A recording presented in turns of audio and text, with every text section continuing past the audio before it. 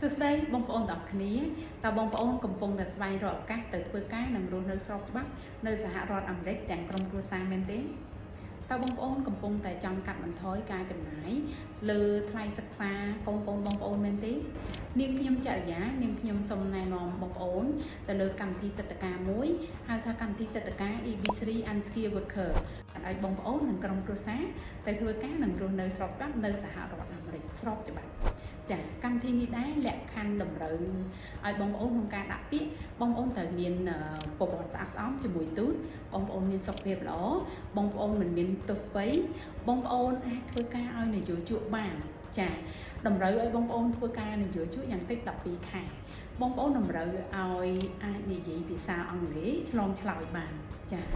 សម្រាប់អត្ថប្រយោជន៍នៃការដាក់ពាក្យនេះកូនបងប្អូនទទួលការសិក្សាដោយឥតគិតថ្លៃបងប្អូននិងក្រុមគ្រួសារនឹងទទួលបានក្រៀនកាតដែលមានសុពលភាព10ឆ្នាំបន្ទាប់ពីបងប្អូនកាន់ក្រៀនកាតរយៈពេល5ឆ្នាំបងប្អូននិងក្រុមគ្រួសារអាច apply យកសញ្ជាតិអាមេរិកបានចាបន្ទាប់ពីបងប្អូនបានសញ្ជាតិអាមេរិកបងប្អូនអាចធ្វើដំណើរជាង180ប្រទេសដោយមិនចាំបាច់សុំទិដ្ឋាការចាបងប្អូនអាចធ្វើការនិងរស់នៅកន្លែងណាក៏បានដែររដ្ឋណាក៏បានដែរនៅសហរដ្ឋអាមេរិកចាដំណាក់កាលនៃការដាក់ពាក្យគឺយើងត្រូវដាក់ពាក្យទៅក្រសួងការងារក្រសួងអន្តោប្រវេសន៍វិជាស្ថានវីសានិងដំណាក់កាលចុងក្រោយគឺបងប្អូនរងចាំសភាជាមួយនឹងស្ថានទូតអាមេរិកចា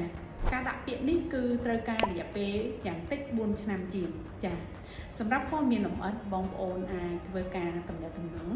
មកក្រុមហ៊ុន Isafort នៅថ្ងៃនេះដើម្បីទទួលការប្រឹក្សាយោបល់ដោយឥតគិតថ្លៃជួបគ្នានៅវីដេអូក្រោយៗទៀតអរគុណ